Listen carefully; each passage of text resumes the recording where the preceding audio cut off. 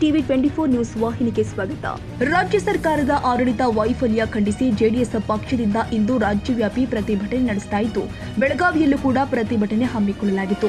ಇಂದು ನಗರದ ಚಿನ್ನಮ್ಮ ವೃತ್ತದಿಂದ ಮೆರವಣಿಗೆ ನಡೆಸಿ ಜಿಲ್ಲಾಧಿಕಾರಿ ಮೂಲಕ ರಾಜ್ಯಪಾಲರಿಗೆ ಮನವಿ ಸಲ್ಲಿಸಲಾಗಿದೆ. ಗ್ಯಾರಂಟಿಗಳ ಭರವಸೆ ಕೊಟ್ಟು ಅಧಿಕಾರಕ್ಕೆ ಬಂದ ಕಾಂಗ್ರೆಸ್ ಈಗ ಹಣವಿಲ್ಲದೆ ಪರದಾಡ್ತಾ ಇದೆ. ಅಭಿವೃದ್ಧಿ ಸಂಪೂರ್ಣ ಸ್ಥಗಿತಗೊಂಡಿದೆ. ಆಡಳಿತ ಯಂತ್ರ ಸಂಪೂರ್ಣವಾಗಿ ಕುಸಿದಿದೆ ಎಂದು ಆಕ್ರೋಶ ಹೊರಹಾಕಿದ್ದಾರೆ. ರೈತರು ಆತ್ಮಹತ್ಯೆ ಮಾಡ್ಕೋತಾ ಇದ್ದಾರೆ. ಅದ್ರ ಬಗ್ಗೆ ನಿಮ್ಗೆ ಏನಿಲ್ಲ, ಕರೆಂಟ್ ಕೊಡ್ತಾ ಇಲ್ಲ.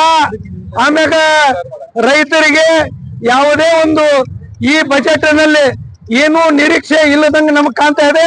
ಸರ್ಕಾರ ಸಾಲ ಮಾಡಿ ದಿವಾಳಿಗಳಾಗಿರ್ತದೆ.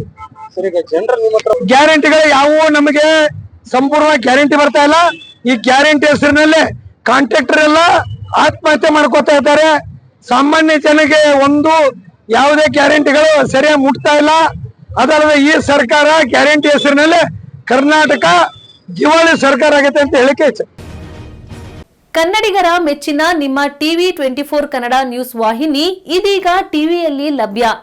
ಕರ್ನಾಟಕ ಮತ್ತು ದೇಶ ವಿದೇಶದ 360 ಡಿಗ್ರಿ ಸುದ್ದಿ ಹಾಗೂ ಉತ್ತರ ಕರ್ನಾಟಕ, ಬೆಳಗಾವಿ, ಬಾಗಲಕೋಟೆ, ಧಾರವಾಡ, ಹಾವೇರಿ, ಗದಗ, ಬಿಜಾಪುರ ಜಿಲ್ಲೆಯ ಕ್ಷಣ ಕ್ಷಣದ ವಿವರವನ್ನ ಪಡೆಯುವುದಕ್ಕೆ ಟಿವಿ 24 ಕನ್ನಡ ನ್ಯೂಸ್ ವಾಹಿನಿಯನ್ನ ಲೈಕ್ ಮಾಡಿ, ವಿಡಿಯೋಗಳನ್ನ ಶೇರ್ ಮಾಡಿ, ಕಮೆಂಟ್ ಮಾಡುವ ಮೂಲಕ ನಮ್ಮ ವಾಹಿನಿಗೆ ಸಹಕಾರ ನೀಡಿ ಮತ್ತು ಚಾನೆಲ್ ಅನ್ನ ಸಬ್ಸ್ಕ್ರೈಬ್ ಮಾಡಿ. Thank you.